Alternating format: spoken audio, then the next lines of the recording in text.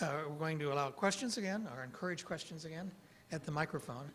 As we get ready for that, I just want to mention, I hope you agree that the quality of these presentations deserve a wide audience. Have we got any questions? I want to echo off basically Yaron's last point. Let's say let's hopefully we are all successful. We defeat socialized medicine coming up.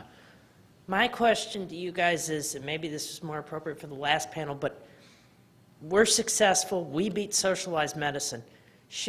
What can be done? I mean, this debate has been going on since 1961. You can go on the internet and find a video of an audio tape of Ronald Reagan talking about the dangers of socialized medicine. Should we go for a constitutional amendment? I mean, to make the bar so high that our political class never dares try this again. I am tired of going through this debate since 1994 and having to refight this. What do you guys think? Look, this is not a problem with our politicians. Our politicians are certainly at fault here, but our politicians, I mean, we get the politicians we deserve. I mean, we have to live with that. We vote them in.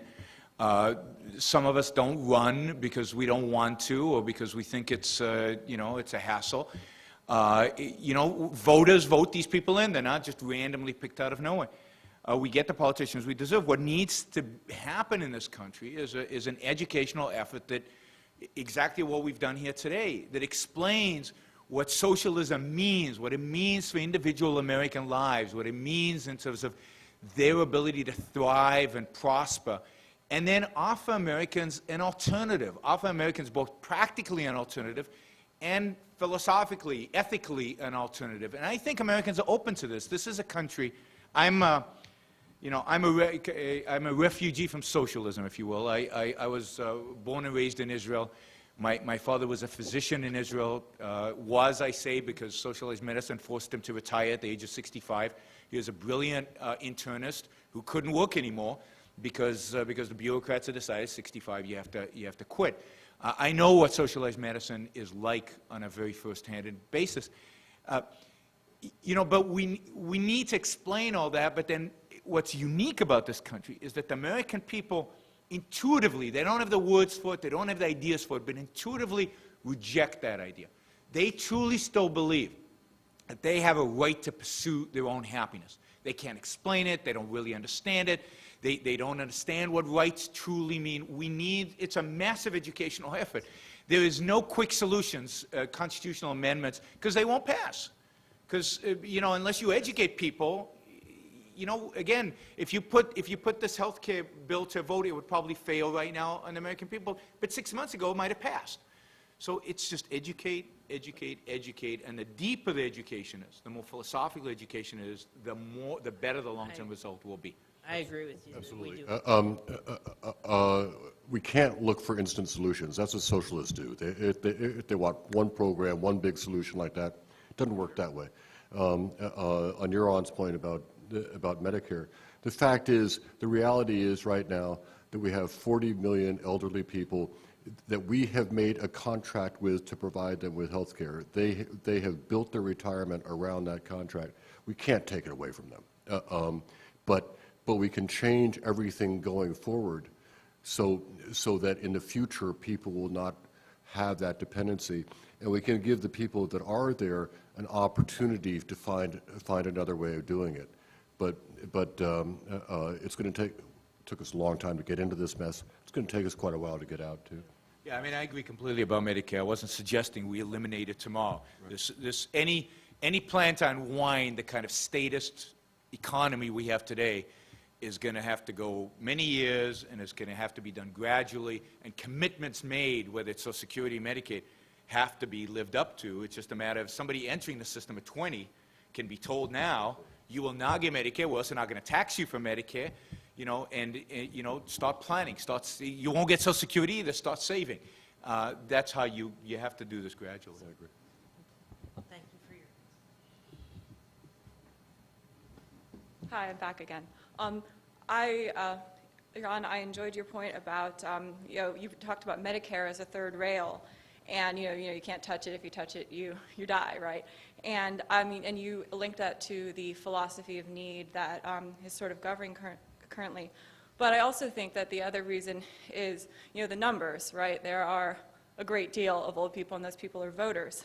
And so I agree with you, of course, that there is the educational campaign that must occur. And imagine if 49% of America agreed with the people in this room. I mean, that would be a wonderful accomplishment, right? But the 51%, the majority, could still do what they wanted as long as individual rights are not protected some way legally. And it seems that obviously there shouldn't be like a quick fix, but because that doesn't matter. But I mean, but there has to be some sort of constitutional, rediscovering the Constitution or rethinking it in some way in order to make sure that even if 49% of people think like people here do, that the 51% can't do what they want anyways.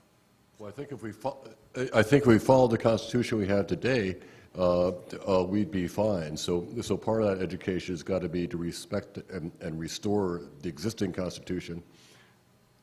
Yeah, I agree completely with that. And let me just add with regard to the third rail. If it was explained that Greg just said, look, you X number of million of people, we've got a contract with you, you're going to get it, but it's going to be phased out for younger people. There are more young people in America than there are. And the fact is that those young people would get a much, much better deal.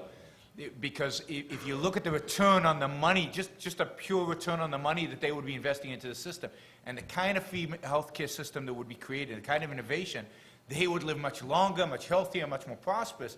So if it's explained right, the problem is that nobody tries. They just say, no, Medicare we're not going to touch. And they're losing a wonderful opportunity. Look, the people who suffer the most from socialism, anything, are actually the poor. The poor and competent, the poor and ambitious. The Carnegies and the Rockefellers who started out with nothing in the 19th century. The kind of poor who go up and become doctors and become, and go to school and become successful. They're the ones who suffer the most. And the people who suffer the most today from these healthcare bills are not going to be us. The younger you are, the more you're going to suffer. The more years you'll have to live under socialized medicine.